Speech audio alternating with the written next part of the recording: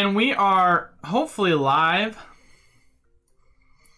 Looks like I might have to do a little bit of T testing.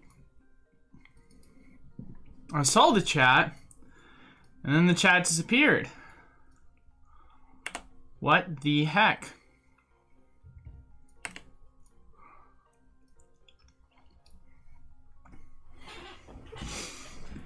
Weird. On my side, it's not showing the chat, but it just said that it showed me. So for some reason, it did a refresh on the chat.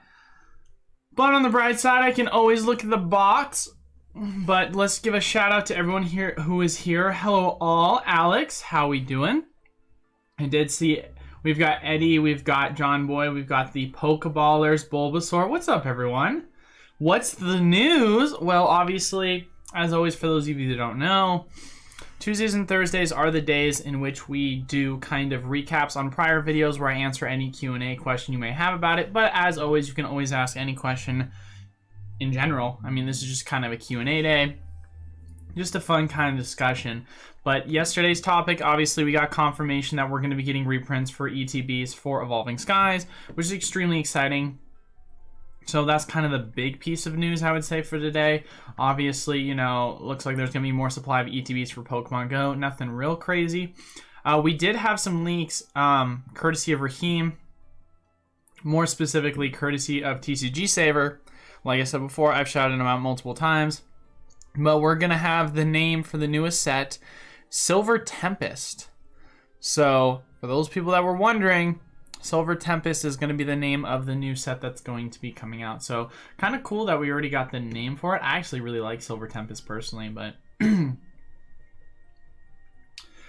But Professor Rowan, shout out to you for being here. Jason, Tyrone, what's up? That one guy. Hey, how we doing? You see the possible new leak I sent you on Discord? I did not. I don't think so. Oh, well, well, that answers that. Okay, yes, I see it now, but yeah, Raheem sent it to me first, actually. So that's so funny. But yeah, no, I'm excited, man. I mean, who knows when we'll get allocations? It's extremely far out. I mean, it's November, and I mean, actually, it's not that far out. Gosh, dang, it's August, guys. Guys, it's August. That's 3 months away. Wow, that's kind of weird to think about. I guess, hypothetically speaking, I could get allocations soon. I didn't really even think about that, but yeah, I could totally get allocations for that set within the next month or so. Wow. But, do you think they'll restock, reprint ETBs?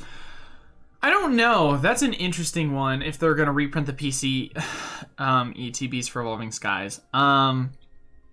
They've done it before, and what was very interesting was, how do you guys like the fact that I also don't have all my ETBs and stuff to display in the background since it's all gone? Kind of interesting. But, what was I going to say?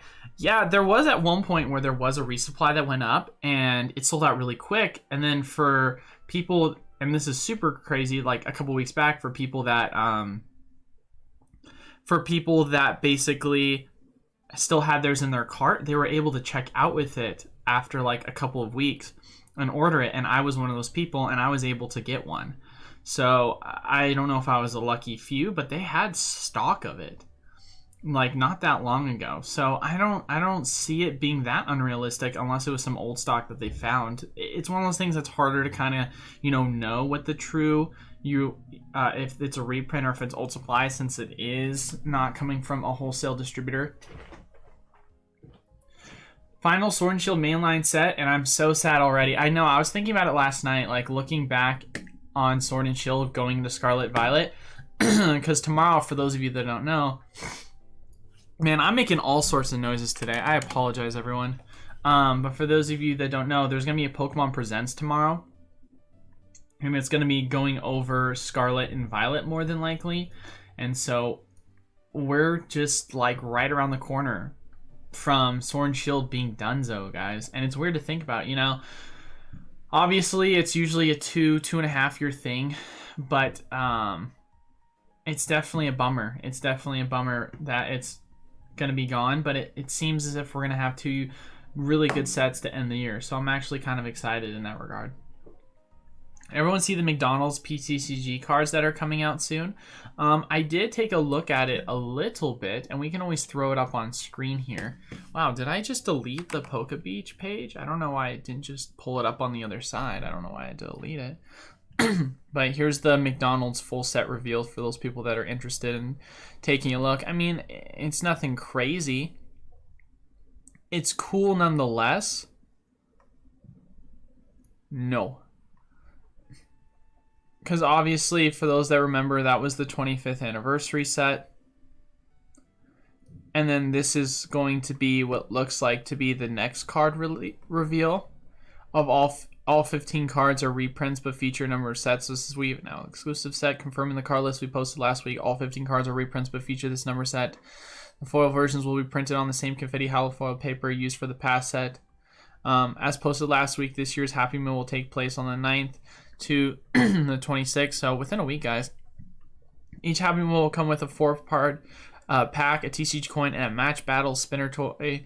The coins and toys will feature Pikachu, Growlithe, Smeargle, Victini, Rowlet, Gossifleur, and the toys will change every week. So if you guys want to know what that kind of looks like, here's what it basically looks like. Honestly, I think it's pretty cool. It's nice that they're adding more than just like cards this time around. There's actually like coins and other things to collect, so that's actually kind of cool. You know, it's not like, oh my gosh, look at all these really cool like rare cards, but I mean, it's McDonald's, guys. Like, what would you expect? We're not expecting to get extremely expensive McDonald's cards. You know what I mean? How'd the big sell go? The big sell went well. For those of you that don't know, I just recently sold off my entire collection. It went well.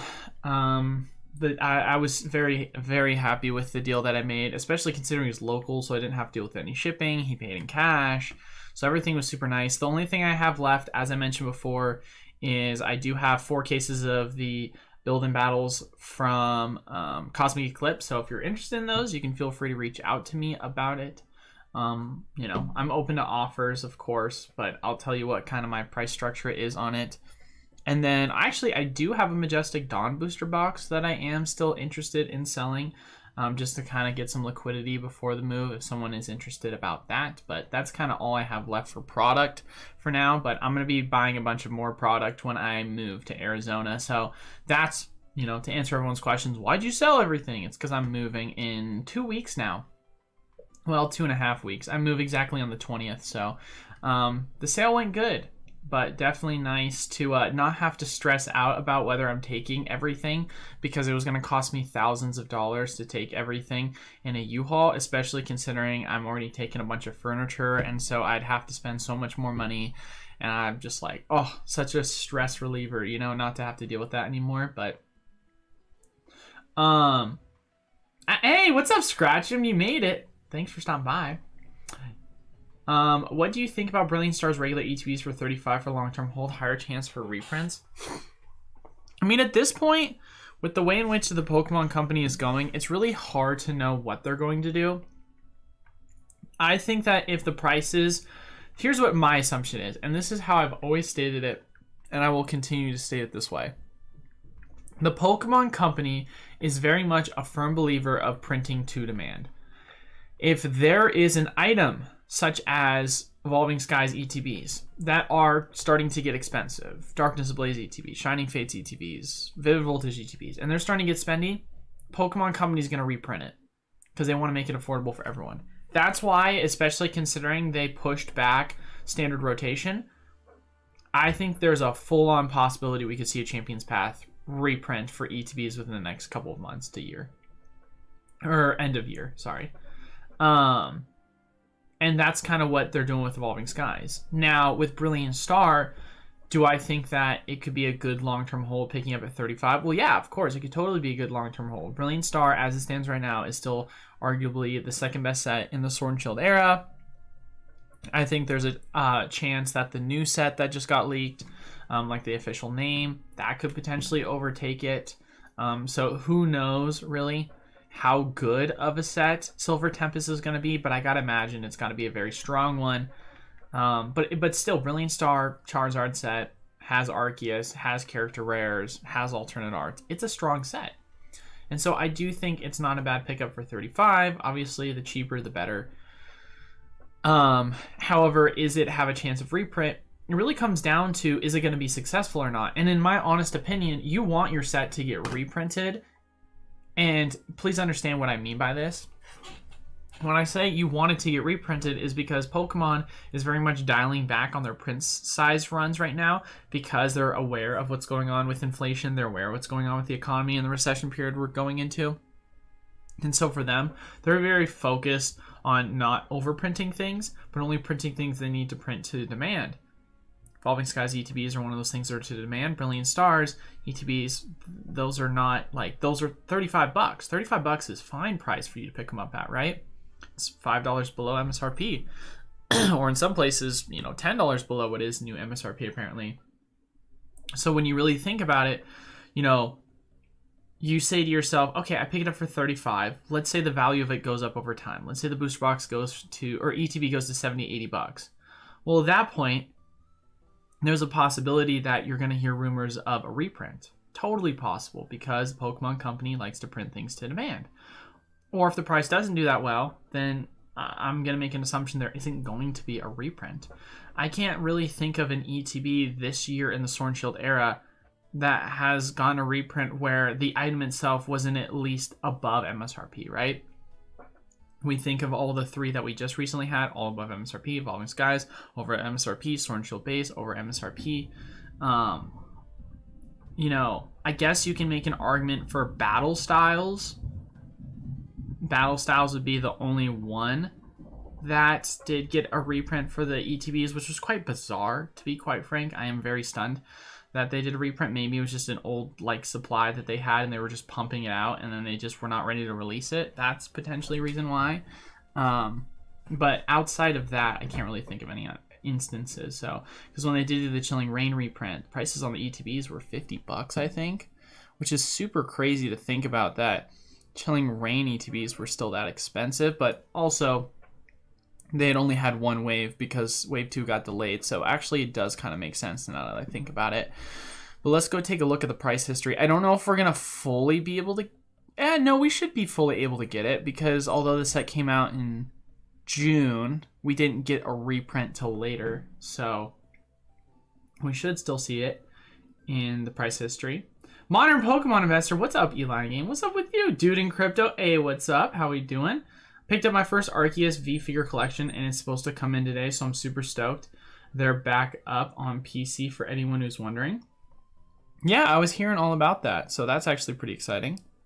Let's take a look at this one first and foremost, and we can go just look at the history of it so I can talk to you guys about what I was referencing. So this is last year, right?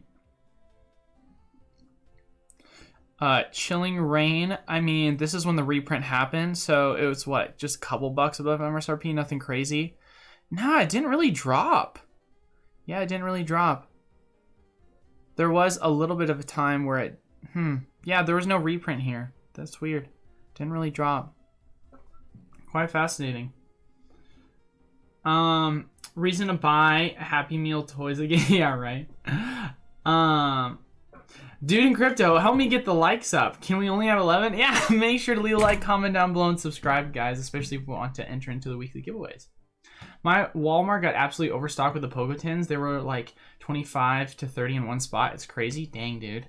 Yeah, they did just have a reprint of the Pogo Tins. That's why. Don't know why I didn't talk about that in the video, but the more you know. Do you think that the last Vaporeon, Jolteon, Flareon Premium collection would ever get a reprint? Yes, I do think that is entirely possible. Super high demand item, only had one reprint, very low print, totally worth it. Is it worth eating McNuggets just to nab chicken McNuggets? Bro, chicken McNuggets, I love McNuggets. I love McDonald's. Any luck on special delivery Charizard? And is Astral going to dump even more? No luck for myself on the Astral Radiance Charizard. I mean, as far as Astral Radiance dumping more, what makes you say that? There's been no, like, confirmation of a reprint. So, unless there's going to be some form of a reprint or just a continued downward trend of demand, which it's kind of been flat for now, I think we're good. Wait, was it an LGS that you sold to? No, it was not. It was a private It was a private collector. Travis, what's up, dude? Listening as I drive. How's the moving situation? It's gotten a lot better, Travis. It's gotten a lot better. Like I said, don't have to stress out about how much of my collection I'm going to be taking with me. So that took a huge burden off my shoulders. So, you know, like I mentioned before, all I really got left is just my Majestic Dom booster box and then my Cosmic Eclipse build and battle cases. So, you know, pretty simple thing to move, that's for sure. Do you think Sun and Moon era PSA 10s are undervalued considering their low pop? I was looking at grading some. Yes, I do. I talked about this in one of my videos where I was saying that people are... How do I want to say this without giving too much? So one of the things... I want to say this by prefacing it. Actually, you know what? I'll answer your question and I'll preface with this. So... yes, I do think there are a ton of Sun and Moon era. I feel like I made a video about this. I feel like there's a lot of people looking in the wrong areas for what to grade. And I think there's a lot of value to be made in grading a lot of older cards, sending them in specifically to PSA. I think that there's value specifically in XY era, Sun and Moon era, and even some older, you know, kind of in Sword and Shield, but not really. And people are really sleeping on it because a lot of these cards, low pop, you can send them in 9s and 10s and, you know, make your money's worth. And the risk is relatively low unless you're hitting an 8s. But some of them, even if you hit an 8, you can actually make a return on it because the pop is so low. So it's really crazy to think about. Now, with that being said, what I was going to transition into saying, for those people that don't know, I've had a Patreon for a while. It was really just one that I made because people wanted to support me without, you know, buying product. And so it was one of those things where I just created it because people said, can you create one? I was like, okay, cool. Don't have content. I'd eventually like to. Well, I've been in the process right now of producing a lot of content, specifically spreadsheet content, which is going to actually focus in on 2 specific things. It's going to talk about the profitability rate of opening certain packs. So like which sets are you're going to lose the least amount of money on if you were to like sell bulk or stuff like that. Like, so let's say you're a huge fan of opening a certain ultra modern set. Well, this is the one that you should open to make the greatest, you know, risk to reward ratio. Or in some sets you could find opportunities where, you know, you have a certain percentage of hitting a card that if you get in a 10, you could make your money's worth. So we're going to have sheets doing that. We're also going to have spreadsheet information that I'm going to be adding as well to the Patreon, which that is going to include information on cards that we've compiled data on which ones are the best to send in for grading to make the highest amount of return that we feel as if the market has kind of gone and, you know, not really is not really taking into account the value you can get by sending it in. So that's kind of where we're taking that direction so that we can actually add content for those people that want to be a part of the Patreon group. So, you know, obviously that's, you know, it's something we already have. All we're doing is just adding content. We're not taking away anything. We're not one of those like paywall guys that just is like, no more 3 days a week video, only one. Like, that's just kind of the whole purpose of it. Because I feel like if you are part of the Patreon, I at least want you to feel like you're getting something out of it, not just like, you know, just here's $2, Eli. You know what I mean? So, but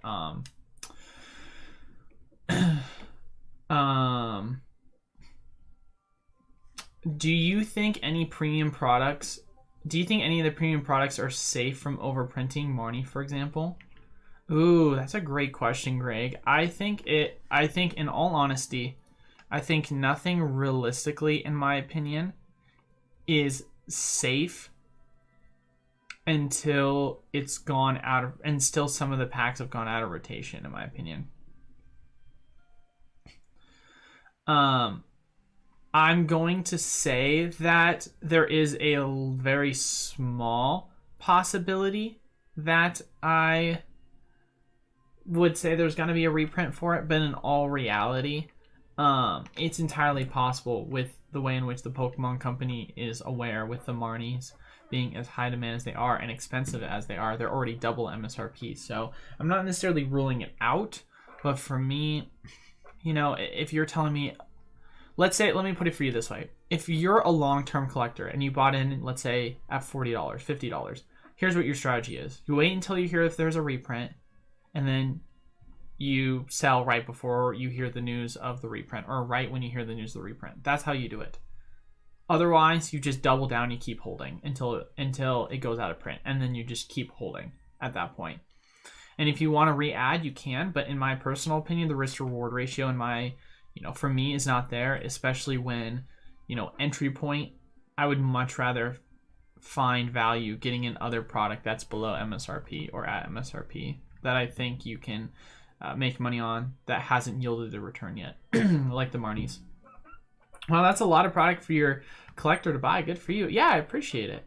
Are the top sealed products that you're holding to move with, or did you sell it all? So the only reason why, so I sold, well, so actually now that I think about it, I do have another thing. So there's 3 things I didn't sell. It was the Torterra Level X10, it was the Majestic Dawn Booster Box, and it was the Cosmic Eclipse. The only reason why is because those are the only 3 items that I had left from my collection that were like significantly higher of value items that were, quote unquote older.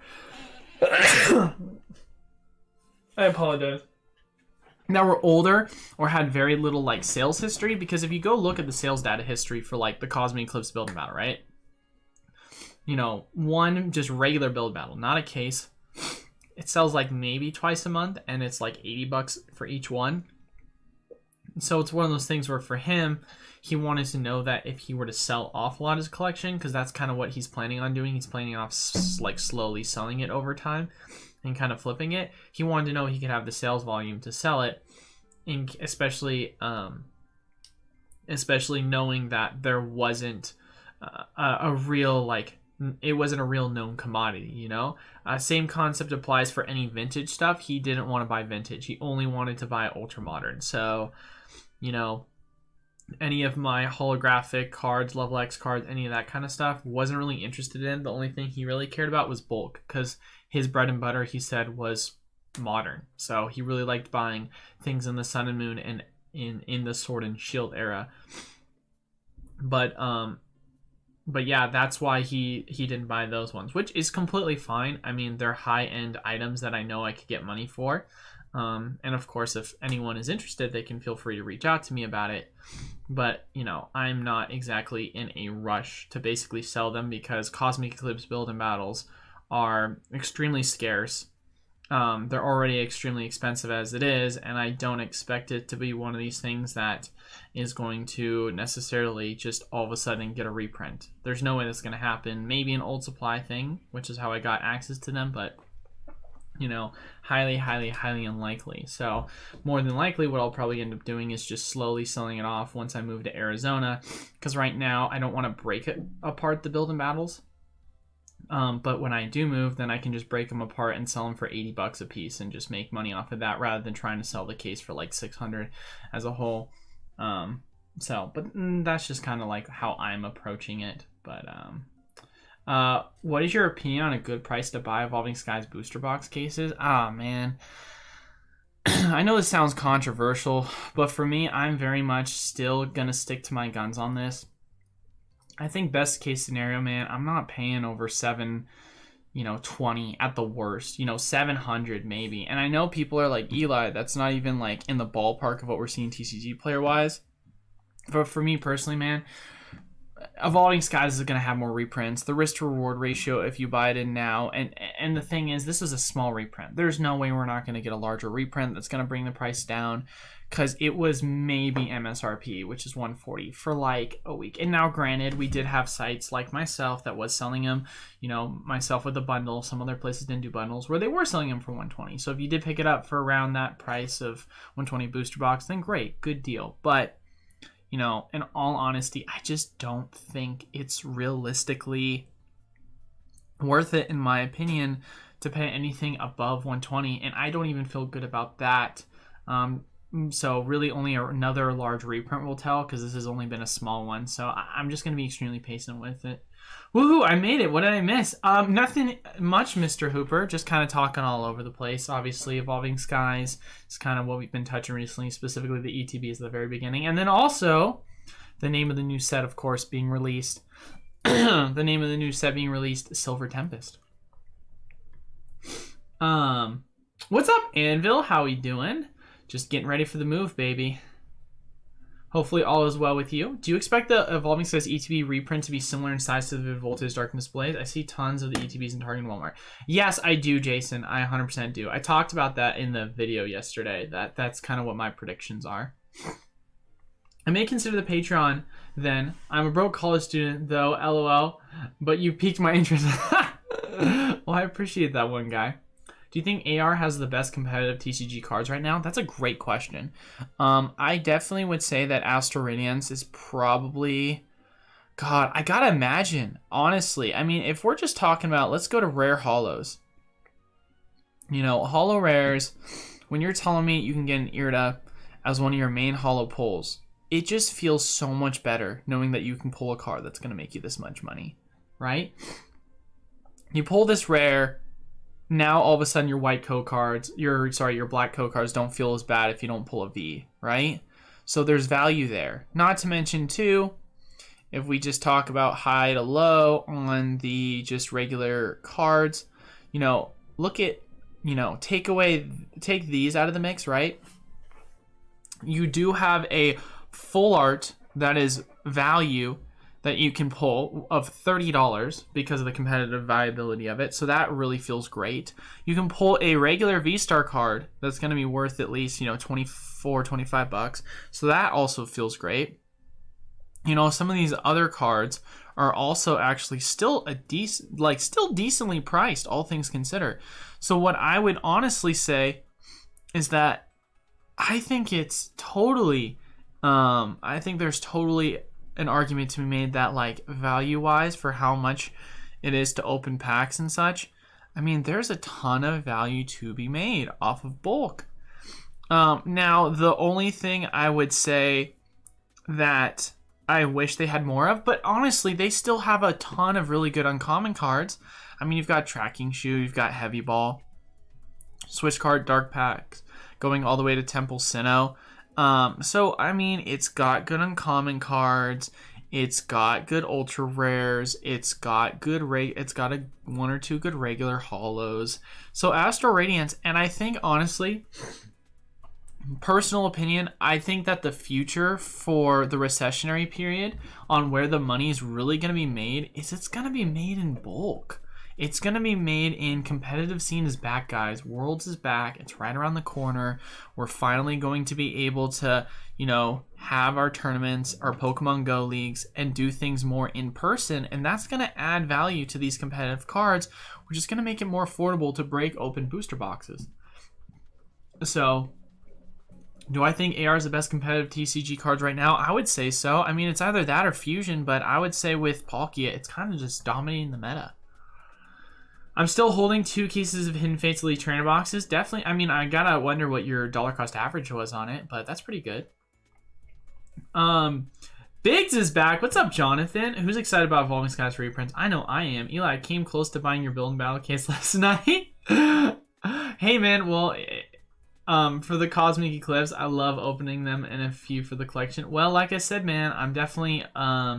you know, I'm not in a rush to sell them, so if something happens, then it happens. But if you're definitely interested, feel free to always let me know. I bought a bunch of Vivid Voltage and Pokemon Go ETBs. Is that a 1 year or a 5 year hold? I think at this point, Khalil, I never like to look at things as just a 1 year hold. I like to look at things as more as a half year hold. I mean, how do I want to say this? In times of bullish markets, very extremely strong bullish markets, then we can talk about 6 months to a 1 year hold. Obviously, there will be certain outliers that are going to go against that kind of theory. They're going to be just like super high demand and you'll see prices go up on it. And typically speaking, that'll be booster boxes because they are extremely volatile. But for me, I like to look at things as more of a long-term, like 5+ year hold, because everything really comes down to cycles. It has nothing to do with, oh, in 5 years, it's going to be up X amount of percentage. Usually how it goes is it stays flat and then slowly goes up over time. And then we get into a bear market or a bull market cycle. And then all of a sudden it just 20Xs. Like that's usually how it goes in a lot of like extremely bullish markets. But you have to wait through that kind of bear market cycle before you really get that volatile gain. So I would say 5 is kind of what I'm looking more at, 5 year. Have you heard anything about Celebration UPC reprints? As Dr. Applesauce 2 will made reference of it. Only thing I've heard, and if Tic Tac wants to help me on this one, you know, I knew there was rumors of UPC reprints in Australia. I talked to him about it. He said just confirming it's not reprints, it's resupply. So unless there's news outside of that, I mean, this is very old news to my knowledge. Volume size booster box is 145 in my area, Alabama. So about 155 out the door. Totally not worth it. Do you think 140 is a good price for a Lost Origin booster box in ETB? No, I don't. I don't think it's a good price whatsoever. I mean, heck, I'm sold out of booster boxes myself, but I could have sold it to you cheaper. Or sorry, I'm sold out of ETBs myself. I do have booster boxes on my site for... How much do I have them on the site for? I think I have them for 103. Yeah, I've got them for 104. And then I was selling them for 32 a piece is I think how much I was selling the booster boxes for. So yeah, if you did the bundle on my site with free shipping, it would have cost you about $136, $37. So it would have been a couple dollars cheaper at that point. So, I mean, it's not a terrible price by any means, but I guarantee you could probably find it cheaper at other places. Heck, you could probably just find a Lost Origins booster box somewhere else. Or an Elite Trainer box somewhere else. Patreon going to be loaded with info, John Boy says. How do you think Vivid Voltage will perform long-term compared to Astral? I think Astral will actually... I don't know. I want to say that Vivid will probably do better just because it's the only set we've ever had that's had Pikachu as a main pull. So I think for that reason, it'll be a good long-term set. People do, of course, like the Amazing Rares. I know that they're overprinted and oversupplied, but who knows? Look at Evolutions, for example. People still love opening Evolutions, even though you're not really guaranteed to make any money off of opening it. But people still like to open, you know? So I'll say Vivid Voltage will probably do better long-term. Bought a bunch of Vivid Voltage in Pokemon Go's ETBs. Didn't I just answer that question? You did. Yeah, yeah, I answered your question already. I did not miss it. A Rebel Clash is still at the top for me. Spencer, at the top for you in what regard? Do you see Pokemon still printing Evolving Skies when it goes out of rotation? No. No set has ever been printed outside of rotation. Historically speaking, Pokemon Company has never done that. I think Astral is a good balance between collectability and playability. I agree. How long have you lived with your parents and how old are you? I'm 23 and I've lived with my parents since I was a baby. I've always lived with my parents. It's just always been cheaper. So, and I don't see the point of rushing out. I have a good relationship with my parents. And it's getting expensive these days. So, only reason why I'm moving out to begin with is because I wanted to move out, I want to say 3 or 4 years ago before COVID. I was actually planning on moving out to California, live with relatives, and try and see how far I could go with volleyball. COVID happened, shut down all the volleyball nets and courts and everything. And then things just recently started to open back up again this, like, last, you know, this early, like, this year. And so now that things are back open again, you know, I can start, you know, going back to re-pursuing my dream of volleyball. And so now's the time to move. Thank you for answering my question. I want to open AR packs to complete my Palkia V-Star deck. I mean, you can yeah. Like I said before, if you're gonna open something, I guess Astral Radiance does have a lot of opening value to it, so it's definitely not a bad play by any means. But you know, more than likely it would be cheaper if you didn't and you just spent the money. But who knows? I mean, it depends how lucky you get. Yeah, the bots are here. I'm picking up scoop nets for 0.10 cents and selling them for $3.50. Can't beat that. I'm curious how you're picking them up for that much, Spencer. I would love to hear that. Hi, Digi, says UT Long. They didn't make UPC affordable for everyone. Oh yeah, they never made UPC affordable, period. What stops me is I don't have PayPal, and can you take regular bank or credit cards? Yeah, I can totally do that, Jonathan. Well, the thing is, Jonathan, is that if you know... So PayPal, you have the option to check out as a guest, and all it has you do is just put in your credit card information. So like you go PayPal, and then you click check out as guest, and then it has you put in your credit card info. Because when I use PayPal, literally, I just click PayPal as a checkout option, but I use my credit card for everything, or my debit card for everything. You know what I mean? So you can totally do either of those things. without having to have PayPal. So what do you think about Rebel Clash and Sword and Shield Bulk? Do you think those cards have competitive cards? Oh yeah, big time, baby. Are you kidding me? That's where your bread and butter is. If you want to talk about what's going to make you the most money on bulk, it's those two sets specifically. And when I say bulk, like, obviously there's more value in Astral because you do have those like V-Star cards and other good like holo cards you can pull. But if we're talking just standard like uncommon, common bulk, it's going to be really hard to beat those two sets. If I'm correct, Sword and Shield base is better. I could be wrong, but let's take a look. Because first and foremost, Drizzile, $2 card. That's crazy. Pal Pad 50 cents, Quick Ball 30 cents, Evolution Incense. So prices have gone down since the new trainer toolkit came out. And you know, it was, what was it, 45? Quick Ball's probably not a good one to take a look at. What's a good one to take a look at? Evolution Incense, yeah. That one probably had a big crash. I could be off on it, but let's see. So it was $1.30 and now it's 30 cents. So yeah. Evolution Incense had a huge crash. Shout out to Trainer Toolkits. I hate you so much for doing that, but had to happen, I guess. And so there's a lot of value there. However, because of the Trainer Toolkit reprints, Rebel Clash, I think, actually, you know, change of plans. Rebel Clash is better now. And that is purely because of Scoop Up Net. So Scoop Up Net is a $3.50 card. I mean, and, you know, Capture Energies, they're still expensive, but prices on these went, they went down so much, which is really a bummer. But you still got Twin Energy, you still got Training Core. There's a lot of bulk value in these trainers for Rebel Clash. So honestly, I love it. I love it. Yeah, Rebel Clash definitely is kind of the winner for just regular bulk. I don't think there's a Sword and Shield set that has bulk that is that well priced, like, at all. Like, there's nowhere close. And the only reason why I put Astral over Rebel is just because the price of Rebel, you know, first off, if we're talking about opening booster boxes, not even close, right? Now, if we're just talking standard packs, I mean, how much is a standard pack? $3, $4 maybe? So it's $3. So, I mean, you could totally, you know, we could totally do an experiment and like, you know, that'd be a fun video, actually.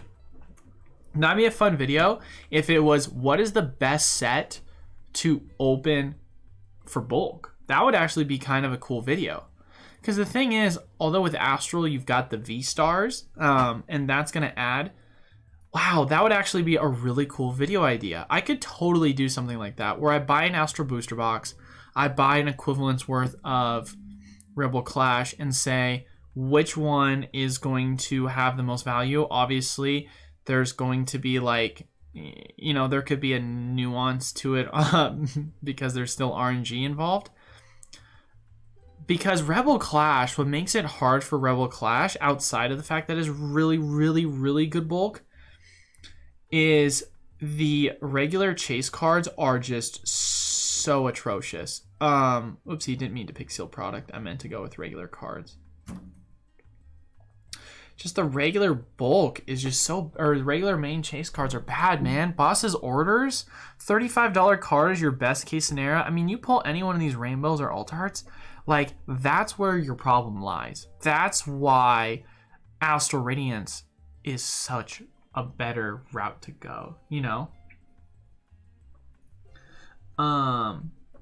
You know, for bulk wise though, you know, Rebel, so much better than Astral. But from an overall set pulls, you gotta go with Astral. Personally, I think Gold Pikachu VMAX, Rainbow Pikachu VMAX. What's your preference? I like the Gold Pikachu VMAX for sure better. Do you have any advice or strategies for investing on a budget? I typically like to buy more than one of a single products so I can diversify with my small budget. Buy in bulk, that one guy, is definitely the best approach, I would say. Don't FOMO in to items that are high demand and pay a premium on them. Only get high demand items if you do see reprint opportunities. because a lot of times I hear people like thinking that they're never going to get a certain price ever again, and then if they waited just several months later or a year later and were patient, they could have gotten a much cheaper price. So that's kind of my main strategy. I mean, if you go to like Facebook groups too, or Instagram pages, there's tons of people selling stuff, and they're willing to do it if you buy in bulk and give you kind of discounted prices, or some people are just trying to offload their collection. So that's kind of the way to do it. There's always deals going on. You know, TCG Player, they've always got their 10%, you know, cash back deals. You know, my sites will sometimes have deals. Other people's sites will have deals. You know, big box retailers every so often will have deals. You know, GameStop is a good example. They had a pro day, 35 to 50% off Pokemon product. You know, Black Friday is coming right around the corner. So I'm going to say, honestly, being patient and buying in bulk is going to be your kind of best strategy, in my opinion, one guy, because especially in a recessionary period, you're going to have a lot of opportunities to buy. Howdy, catching up with 2xv and right on. RoboClash at the top for competitive cards, but my LGS and other card shops have bulk for 10 cents, and I can go through them every week. Wow, really? And they don't even bother to actually look. Whew, that's crazy, dude. That's incredible. Wow, shout out to you on that one, Spencer. Way to take advantage of that. Trainer Gallery Dredge Pikachu VMAX. Yeah, 100%. As for bulk, I would start looking at cards that affect specific types because of the long-term growth of GLC format and separate them now. See, that's the thing, is I need to be more relevant in the competitive play. Like, I like, as someone who plays card games, it's pretty easy for me to understand why certain cards are good. And the last time I think I told you guys I really played was right before Fusion came out, or right when Fusion came out. I hated the introduction of Fusion, and I tried hopping back on a week ago, and I was like, yo, this is just not fun for me. Like, I hate all these meta decks. It's just not it. But I can still, yeah, I mean, if you can differentiate and know the future because you're a good competitive player, that's going to make you money in the long run, which is kind of cool to think about it that way. And there's some value to being a competitive player, knowing how cards are going to be. What do you think about the Celebrations Lanes Charizard set? I think it's a good set. I think it'll do well. I think all Celebrations product will do well, obviously. Pull a Golden Mewtwo and a Rainbow Mewtwo. If I get the third Super Mewtwo, do you think I can sell all three eventually? Yeah, I mean, you can always sell it whenever. You know, my thing is I like to sell it right when a new set comes out after I pull it, because that's where I'm going to make the most premium off of selling it, and then just buy back later as more reprints happen. Cards like Melanie will probably dip after rotation, but because the characters it's locked, Sword and Shield Air will probably rise after. Definitely a possibility. I could totally see that happening. So kind of like what we saw with Lily. Why is there such a discrepancy in price with the same card that are in different sets, i.e. the Marnie? Well, I mean, I'm a little confused on what you mean by that. I think I know what you're saying, but I could be wrong. Are you talking about like the difference between the deck exclusive versus Sword and Shield base set and Champions Path? Is that what you're referencing? Because, I mean, to answer your question fully is, one, this is a holo rare. This is a holo rare. This is a regular rare. Two, Champions Path, you were always guaranteed to get a holo rare versus Sword and Shield base set, you were not. So, hopefully that answers your question. Why is there 70 people in here, only 22 likes? Yeah, what the heck, guys? Where's all the likes? Appreciate everyone being here. Appreciate the support, though. Do you think Vivid Voltage will outperform Lost Origins having the Chase Pikachu? No, I think Lost Origin will outperform Vivid based on what we know with the Trainer Gallery, Full Arts, and so on. It's going to add so much value to it with the Pikachus in the Trainer Gallery. They need to hurry up and release TCG Live. Seriously, dude. That's what made Hearthstone so big, is they had it on mobile and iPad.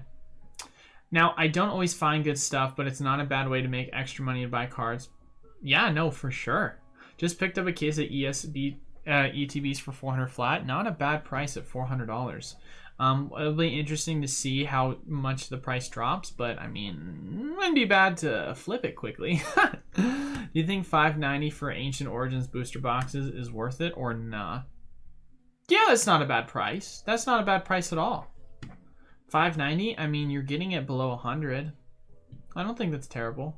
But I also wouldn't be surprised if you could probably pick it up for cheaper somewhere else, but who knows? I could also not know what I'm talking about, but... I'm thinking of selling my Hidden Fates, ETB, Champions Path, ETBs. Do you feel like it's smart to do or hold on now? I'm still a collector, but I want to think of things long term. I think Hidden Fates has been stagnant for so long. Selling is definitely the worst time right now. I think if anything with your Champions Path, I would just sit on it and just sell it once we hear news of a reprint, or if we don't have a reprint, then just keep sitting on it because you're going to make more value, especially if you look at it from a long-term hold perspective. So, you know, there's going to be 0 reprints that are happening for Hidden Fates. That is a set that is out of rotation, so not going to happen. Only Champions Path has a possibility of that. And you know, I don't know what your entry point of Hidden Fates was, but I feel like you're just waiting for that explosion to happen with Hidden Fates, because after reprint, it just went sideways, sideways, sideways, sideways, sideways. You know, and it's still going sideways. So it's hard for me to say, you know, don't hold on to it when all it's done is just go up and down between 140 and 160. Like, this is literally the year. 170, 150, 167, 159, 160. Like, 167, 166, 162. Like, it's just up and down, up and down, up and down. You know what I mean? Like, it's just not worth selling right now. Eli, you're a full-time reseller of Pokemon. If so, do you have any recommendations for personal insurance for anyone looking to resell full-time online? Well, I should ask, what do you mean personal insurance? Are you saying, like, to prevent theft? Are you, like, what do you reference when you say that, I should ask? As for play, I like to play non-meta decks, or at least tier 2 single-price decks. Right now, I play Lunatone Solrock. That's cool. Do you think, I do like those more meme decks. I think it was, you know, I kind of appreciated getting beat by a Kyogre Celebrations deck. It was cool. Do you think Celebrations can outperform Evolving? Yes. You know my stance on those 25th, you know, anniversary sets. With the new trainer toolkits and about 20 Go cards, you think you can pretty much build the deck. Yeah, trainer toolkits are always a good. I mean, I think people don't understand the value that you can really get in trainer toolkits. So obviously the newest trainer toolkit kind of blows, especially when you're talking about value. They're trying to throw in Astral and Evolving Skies to make you feel better about it, but the value in it is still terrible. Do you expect sealed product will perform better long term due to many people selling products sooner with the economy issues? Wait, let me read that one more time. Do you expect sealed product will perform better long term due to many people selling off sooner with the economy issues? Well, yes, it will definitely do better long term. I think now is where we're going into a market that's less volatile. It's going to be more a gradual decline and then really more of playing long-term waves. We're not in a market where we can play the kind of short-term waves on a lot of things. There will be some items that we could still see that for, if there are like specialty sets that go undervalued and then you're able to get it on a good pre-release price and then it eventually goes up. But right now it's very much just long-term game. Health insurance for you and your spouse. I cannot answer on behalf of that modern Pokemon investor because I do not have health insurance. I think that health insurance is kind of a scam if I'm being completely honest. The only reason why is because if you look at my age, like I'm 23, I'm healthy, and as far as my injuries go, there's nothing I couldn't do. Like every time I feel like I go in, I feel like I already knew what was wrong with me and I just wasted $200 for nothing. And unless you're having some major serious injury, which I can completely understand that happening, but your percentage likelihood of that happening at my age is very, very rare. So for me, I don't know, I've never been a big fan of getting it at my age. Now obviously if you're older, it's a completely different situation, and I know there's a lot of programs that are very much so they'll only cover things over a certain amount. So for example, I'm part of a family program with my parents I think they pay $1,000 a month for the whole family. So what, $200 a person? Which, I mean, it's pretty cheap when you kind of consider how expensive healthcare is. But as far as it goes, it's like, how it works is anything under $200 you have to cover. Anything after that, they cover for you, which is nice, you know. So, but personally speaking, I've only used it like twice, and that was for when I was doing rehab for my shoulder, and it wasn't even for a checkup, it was just for physical therapy. So, and physical therapy was like, I don't know, $50 each time. So I don't know, it wasn't really worth it for how much you're spending monthly, you know. But like I said, different when you're older, and you know, freak accidents could happen. So if you like that sense of security. So, but I'm not an expert in this kind of stuff, so please apologize if I sound ignorant with it. But for pack value, I think mini tins are going to be great value once they go on clearance. Coolness, the trainer, collection value are awesome. With the pin is low-key the best. Which mini tins is specific? If you're talking celebrations, I agree the mini tins are awesome. I'm looking at full-time online, whatnots, YouTubes, etc. Well, I mean, I see that's the thing, is it's one, like, I can help you with the business side, but I'm not an expert on health insurance. You know what I mean?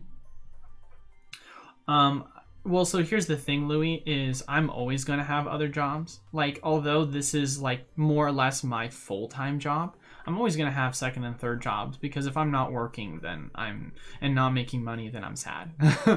So I always got to make more money. 23 thought the same thing about health insurance, but after turning 30, I was like, think about health insurance completely flipped now. Like I said, man, it's when you're younger. You know, as you get older, it's completely different. So, maybe health insurance would get you some massage on the groin injury, right? But that's the thing, is I already have a massage gun, and I've looked it up on, so I've gone in for physical therapy, right? And I got my groin checked out. They told me, yep, your groin, you just need to do self-heal. Like, you just have to stay off of it, massage it, do stretches, and like, that's it. Like, there's nothing more you can do to it. Unless it was something severe where it's a tear and I had to go in for surgery, and that would be, you know, a completely different thing. But it's like, I don't know, I haven't been there.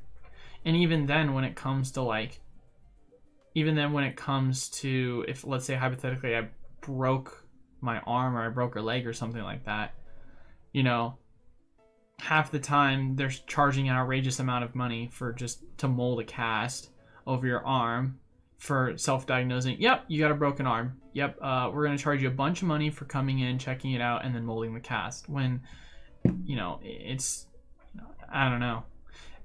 But this is a whole different conversation, obviously. We're here to talk about Pokemon. But, picked up a Flash Fire boost for Oxford 21. Couldn't help it. I believe in the Zard. That's a great price. Shout out to you on that one. Do you think that new Pikachu cards appearing in LO will help or hurt the Chase Pikachu in Vivid Voltage? I think it won't affect it, really. All it does is, I guess, it gives more value to Lost Origin as a set, but I don't think it's going to hurt Vivid Voltage. I think it'll be indifferent, you know. Hey, just joining in. So safe to say ETB Reprints is going to be the size of Vivid Voltage ETB? I feel like that's a pretty safe assumption, but I could be wrong. I'll let you guys know when I get my full numbers, but more than likely that's the understanding. I understand that you have no insurance, but in the event that you can really get and bankrupt your business, the only people I bumped into no insurance were millionaires. But I mean, as far as it goes, it's like with health insurance, you have to look at it from the risk to reward opportunity, modern Pokemon investor, unlike the percentage of individuals in my age demographic and the percentage of injuries that they get. Not to mention half the time as well, unless it's a very serious, severe injury for a 23-year-old, that is extremely unlikely to happen unless you're living or working in a specific job field. When I am a 23-year-old that stays at home and sorts Pokemon cards, I don't see myself having some form of serious injury. Obviously, there's volleyball, which is a completely different situation.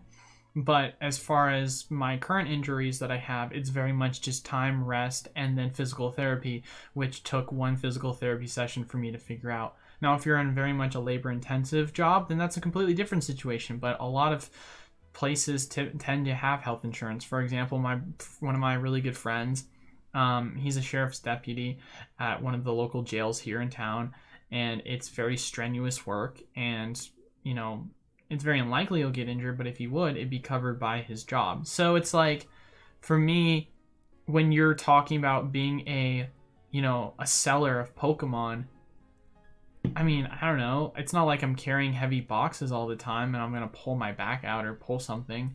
So,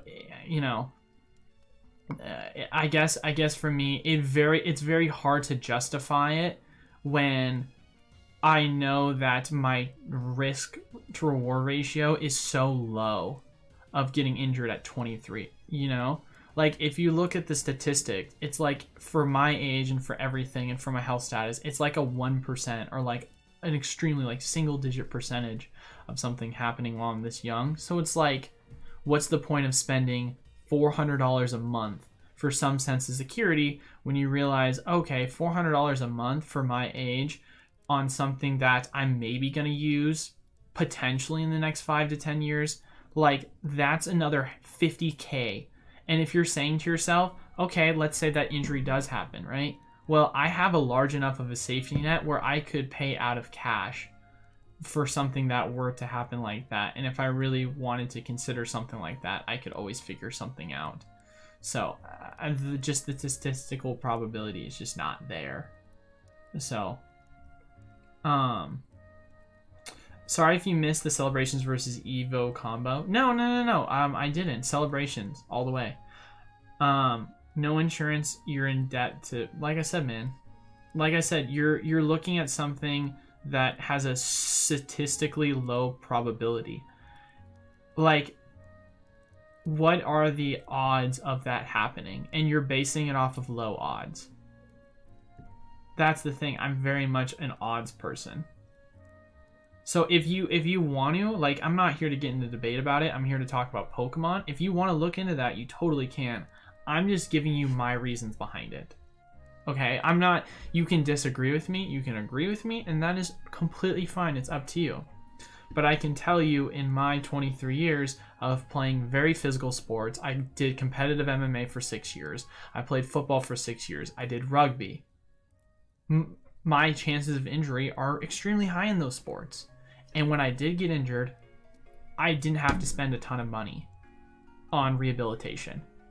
And, praise the Lord, I didn't have any serious major injuries and any major medical bills to have, And it's completely different for each person, Some people have pre-existing conditions. Some people are in worse shape than me. Or some people, have freak accidents. Like, there's so many different variables. And that's completely fine. I can totally see you wanting to take that into account. But I can tell you that based on my my history as well as my genetics, I would much rather save the money up, because I'm going to be sitting on a nest egg, and if I do have to liquidate some assets, then that's fine. But statistically speaking, the chances of me having to do that are low, and I'm going to spend the same amount in the long run. The only difference is I'm taking the statistical risk that it's not going to happen. Let's say, for the sake of the argument, right? Let's say that I'm spending $400 a month for health insurance, right? Just for myself. You say that basically comes out to roughly almost $5,000 a year, $4,800. Times that by 5. Let's say that my prediction was in the next 5 years, I'm saying to myself that it's very unlikely I have an injury. That's $24,000 I'm saving. Now let's say I take that money, set it aside, I get an injury, and that injury ends up costing me $10,000, $15,000, $20,000 for the surgery to happen. I still ended up saving more money in the long term, And I'm sitting on a good amount of money right now because of all the money I've made off of investing. Especially when you take the consideration that the job that I'm currently doing, it's not physical labor that causes injuries. And same thing goes with volleyball. Like, with the whole groin injury thing, don't be dumb. Don't play through the injury. Just rest. And that's what I'm doing. I've done very little physical activity. Mainly just, at home work, or drive the ice cream truck, or drive Uber, or coach volleyball. But there's no risk of injury doing any of those kind of things, But I want to move on from this topic. Danny Phantom was saying same size as ETB. That's completely where my mind is. Buy raw singles from sets that will never get reprinted. now or wait for a crash or recession? I mean, what sets do you know of that are not going to get reprinted is the first question I got to really ask myself and Vel. Because if you're talking ultra modern, you know, everything is still up for reprint. If you're talking about Sun and Moon era stuff and older, you know, recessionary period, we're still seeing a downtrend. So it's completely different. What's your reasoning for Vivid Voltage Astral Radiance for long term? Just wondering, since Vivid only has Rainbow Pikachus, while Astral at TG will need to fully rely on full art trainers. The only honest reason, and I absolutely hate that this is the reason, it's because that Pikachu is such a strong character, and the problem with Astral is it doesn't really have any strong characters. Sure, you can justifiably say its strongest character is the Machamp, but at the end of the day, people love Charizard sets. Charizard sets have performed historically well. Mewtwo sets have performed historically well. Rayquaza sets, Lugia sets that have big characters. Pikachu is one of those big characters, and it's the first time we've ever had a Pikachu set. So I would like to believe that it's going to historically perform extremely well because it is one of the main sets, you know? It's one of those things for me where I just personally am like in the situation of, as much as I would love to say Astral because I think there's more value out of Astral right now opening, I know that people are going to look at it long term and say, hey, I like Astral, or I don't like Astral as much, even though it does have character rares. It doesn't have a big Chunkachu, because that's just how people have historically thought. It's annoying, it's dumb, but that's just kind of the reality of the situation. You look at the most expensive sets from any era, and they're all Charizard sets. Or Evolution sets, or Rayquaza, or Lugia. Those are all the most expensive ones. So, most expensive set, Sword and Shield era, it's the Evolution set. Most expensive one in the Sun and Moon era.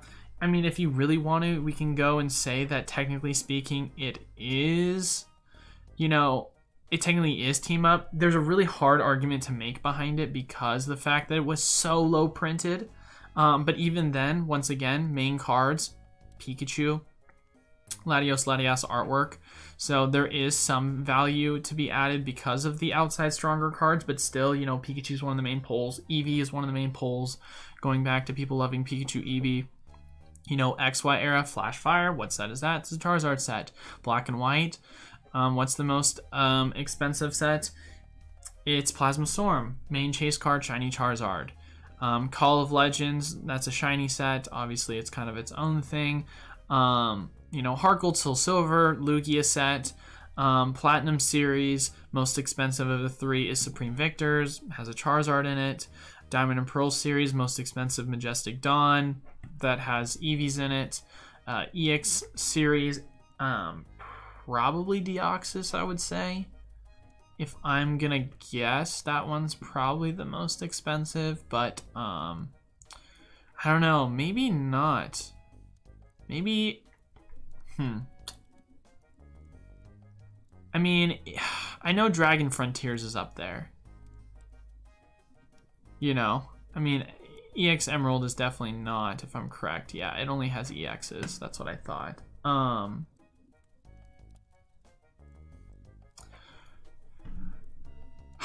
I mean, I guess, I mean, Delta Species obviously did well, but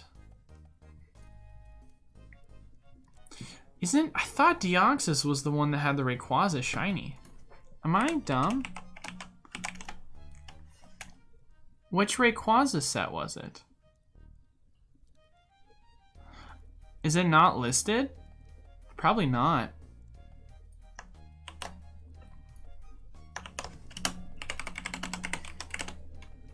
Yeah, it is from Deoxys. Okay, cool. So yeah, Deoxys, that's the most expensive one. It has the Deoxys. But, you know, I can keep going and going and going and going with this, unless there's a level of scarcity, typically, which even that plays a factor into it. It's these sets that do have these super strong characters as their main pulls, Pikachu being that.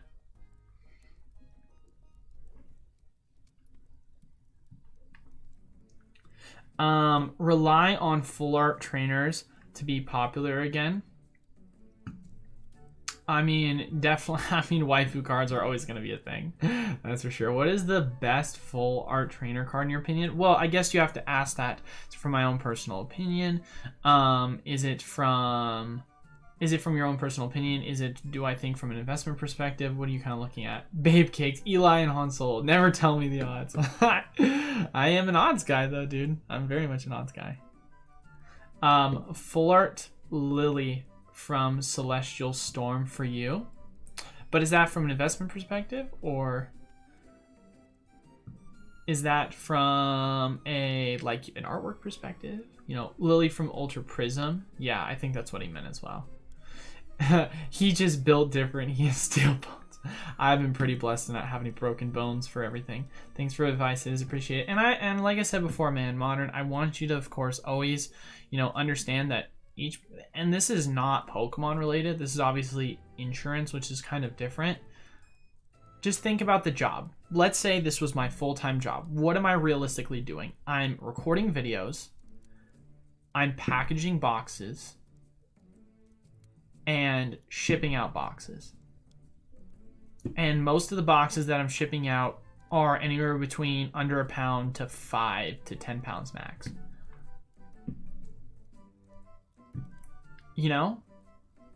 It's not really, there's not really much risk involved, So, but like I said before, that's me personally. You can totally do it differently. If you have pre-existing conditions, if you are at an older age, because, I could say right now I'm in my 20s and I don't want it, but let's say I'm in my late 30s or 40s and I can be like, all right, now it's time for health insurance because I'm at higher risk. That's really what it comes down to. What's my percentage risk? As I get older, higher risk. So higher risk might be more worth it when I do the math. But I always do the math. So kind of like with car insurance, man. I think car insurance is a total scam. That's why self-insuring, I think, is the way to go. You save so much more money in the long term self-insuring, but a lot of people don't have the liquid cash to be able to do that. Which platform? Yeah, of course, Ari Sky. Which platform is better to sell cards boxes at? Mercari, eBay, Facebook, TCG Player. I would say probably from personal experience. Cards, no question about it. TCG Player. I would say for sealed product, from personal experience, it's been eBay, TCG Player. For buying, it's been Facebook. Facebook actually has a lot of good deals. So is eBay. So let me go back to that.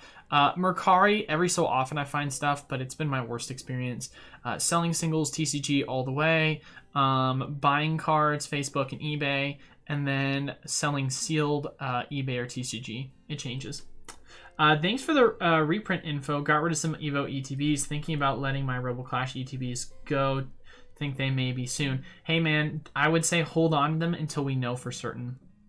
That's what my opinion is. Do you think buying the Rainbow Pikachu from Voltage now is the right time to buy to hold long term? Well, see, that's a great question to ask because here's how I like to look at it. Historically, I would usually tell you, and historically I should say within the past year or two, it's very much been to my belief that, after a large reprint has happened, then that's typically the best time to buy. And usually I would tell you, Viv Voltage printed in the ground. When we look at the raw value of the card itself, at one point it was sitting at a whopping like $700. Crazy expensive, right? So usually I'd be like, it's a great time to buy. Here is where it becomes really difficult for me. Is once again, we go back 382, $400, right?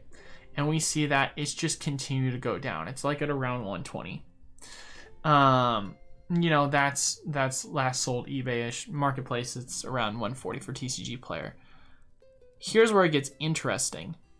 When you talk about the value difference between the 9 and the 9 population is just going to keep going up and the 10 population is already extremely high. If you're telling me from a raw perspective, if that population is just going to keep going up for the 10s and the 9s now that PSA is opened back up again, it makes me more fearful that because PSA is open, it's going to drive prices down more.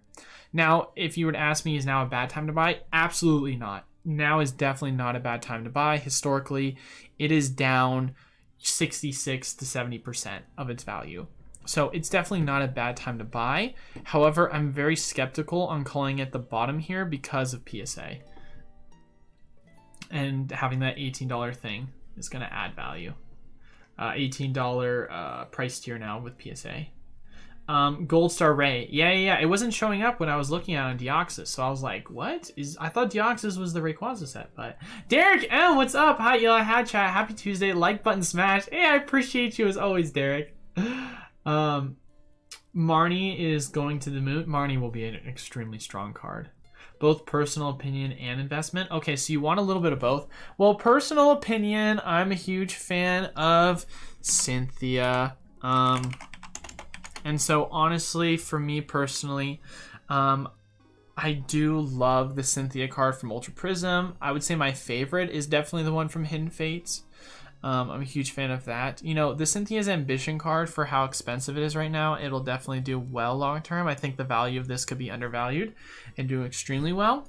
Now, if we're talking about, you know, investment opportunity, I do think Marnie will also do well as too. I think that you know, there's an argument to be made that Marnie's Pride will, you know, have greater value. Obviously, it's a little bit easier to pull because of his character rare. But Sword and Shield base Marnie, I mean, the standard full art prices on that have definitely taken a little bit of a dip. Nothing crazy. I mean, you know, it's $35, but you know, and I should say this if you're looking at it from the past year more or less. But if you look at from last year, yikers, that dropped a lot. So, but yeah, no, Marnie will do well. I think Cynthia will do well. Although I do like Lily, Lily has kind of seen a lot of its value already, whereas Marnie is not. So Lily's full force extremely expensive still. Sun and Moon base Lily, honestly, I don't know why it's that cheap. I think it's kind of undervalued, honestly. Picked up 8 milk cartons. What price was your DCA? Those boxes gonna leave some nasty paper cuts though. Oh my gosh, seriously, bro. You think Supreme Victors is a good investment booster box to have, or the money is better spent in a different one? Well, are you asking from the perspective of a Diamond and Pearl set, or what are you necessarily asking? Are you saying, like, elaborate more on that? I know, Evo, you've been in the market looking for a booster box from Diamond and Pearl era, so I guess if that's kind of what your question is. And I know from what we've talked, you have a little bit of a lower budget, so if you're trying to get more value out of it, I would probably say Platinum is probably your best value that you'll be able to find, because it is cheapest out of the Platinums. If you can get a good value on Arceus box for around 5k, that's also a good one to pick up on. But you know where my stance is on best ones to pick up: Majestic Dawn, Secret Wonders, Stormfront, Arceus. It's probably my top 4. If I were to take a guess, let me actually see if I were to rank it. If I were to rank, Majestic Dawn is number 1, pretty easy. Obviously, Secret Wonders number 2, probably Stormfront number 3. Arceus is such a good set though. I'll put Stormfront number 3, but it's so close to Arceus being number 4. I guess I gotta go. I don't know where I'd put Supreme Victors. Supreme Victors, bro, is such a mid set, in my opinion. Like, for when you look at the era, and now this might get a ton of, like, people are going to be like, I can't believe you said it's a mid set. Don't get me wrong. It's cool that it has a Charizard. It's cool that it has a Rayquaza. You know, the Secret Rare birds are cool, right? And it does have some cool holos. I shouldn't call it a mid set. I'm going to take that back. I don't want to call it a mid set necessarily. It's just not in my opinion, as strong as some of the other sets I kind of listed. You know, do I want to put... I guess for me, what I'm comparing it to is the price of Supreme Victors compared to the price of the other ones. That's another thing I like to take into consideration with that. Because you're telling me that Supreme Victors, now granted, if you can pick it up for less than 5K, then great. That's a great deal, right? Pick it up with less than 5K, great deal. But the fact of the matter is, with Stormfront, Stormfront, its selling price is around 5K-ish. And so when you're telling me that with Stormfront, I can pick it up for $1,000 or $2,000 cheaper and I can still get a Charizard out of it, it makes it really hard for me to like Supreme Victors for where it's placed. The only reason why you can even justify to me why Majestic and Secret Wonders are as expensive as they are is because there's so much value in the reverse slot and the regular rare slot. Because you can pull Charizards, Mews, Ho-Ohs, Lugias, Blastoise, Venusaur. But you know, I've already talked about this a lot. You already know that. I was wanting to add some Sun and Moon singles to my collection. Do you think their value will retrace more in the future? Let's take a look. Well, you said Sun and Moon singles. Yeah, I think their retrace will they'll definitely retrace more. They've been doing nothing but downtrend for the most part. Cosmic, obviously, Sun and Moon Base, Burning Shadows, Guardians Rising, ones that are still in stock, Lost Thunder, ones that have been holding up stronger, Team Up, for example. Team Up, super low print, of course, it's still holding up. But then, if you're talking about, long-term investment, do you really want to play the game of investing in a card that's at $300? And, let's say it keeps going up, but let's say it doesn't. You're kind of sitting at a lot higher of a risk ratio. But outside of that artwork, because there is such high demand for it, Pikachu Zekrom has still gone down in value. Eevee Snorlax is still down in value. It looks like it's having some bit of an upwards reprieve, but still long term it's down.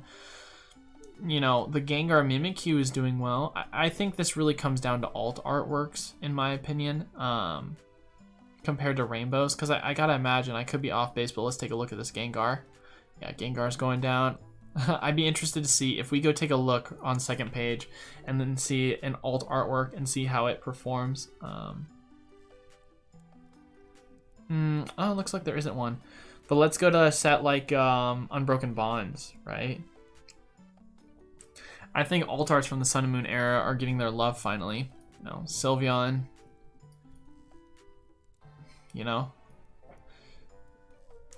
Where's another alt artwork? Greninja. How's this one performing? Still going up. Let's go Unified Minds.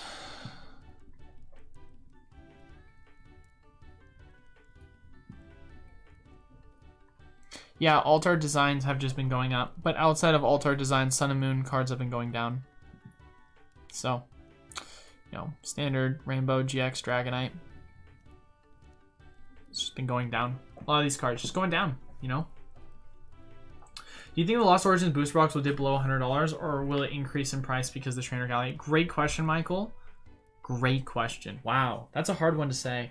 I could potentially see, and I could be off base with this, but I could potentially see, because of the trainer gallery, that you're going to see prices stay low for pre-order, and then release date, I could see it bump up a little bit. Totally can see that. Or I can see it stick around $100 for a little bit, or maybe go slightly below 100, and then since we've only had such a small reprint, or such a print wave, you could see it gradually go up a lot faster than some other sets like Astral. I mean, technically, wouldn't selling on Facebook be better because you're getting paid in cash? Well, it depends, XD. When I say Facebook, I'm talking about like not just Facebook Marketplace. I'm talking about like Facebook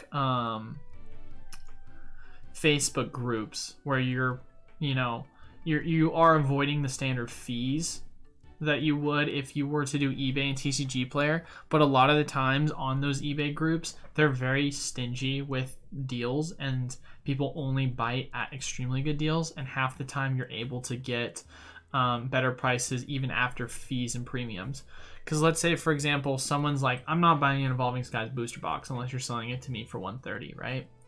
Well, even if you do friends and family, 130, pay free shipping, that's 120 right there, right? And that's if you get discounted shipping rates. Versus, you know, TCG player, you can sell it right now for 160.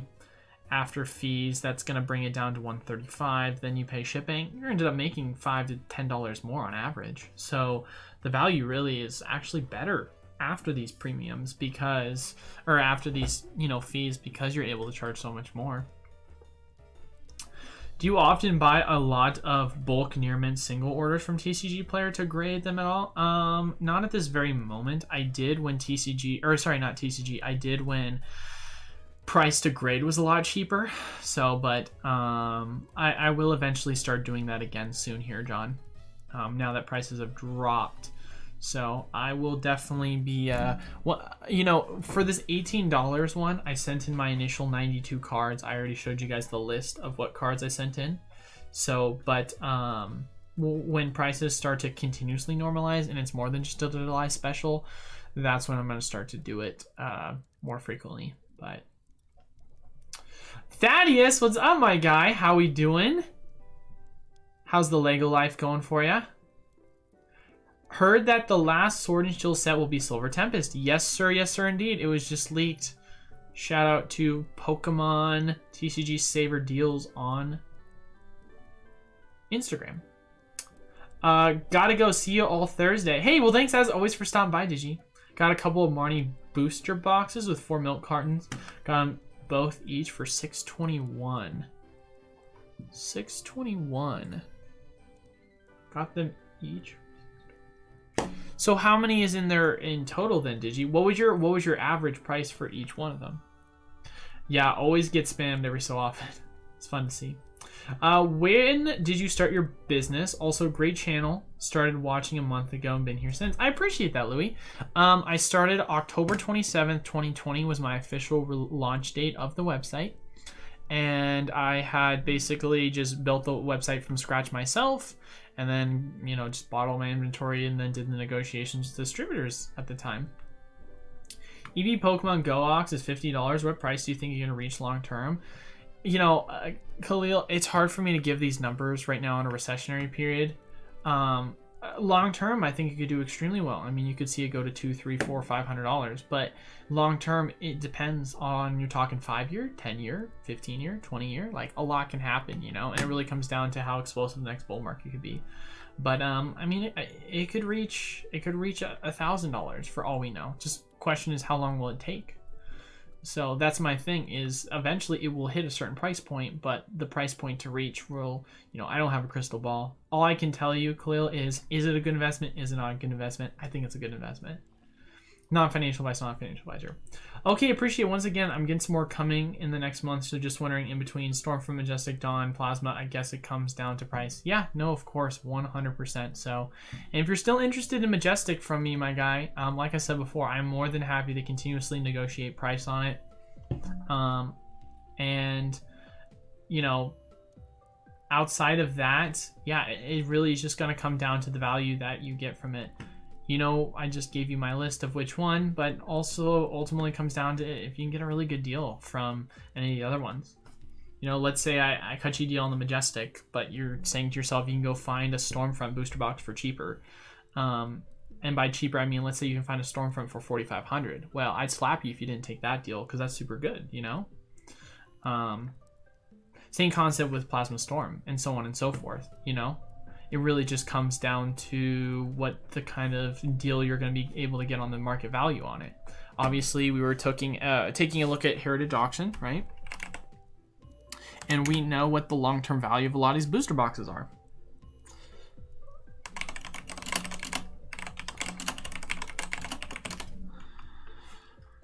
Diamond and Pearl booster boxes.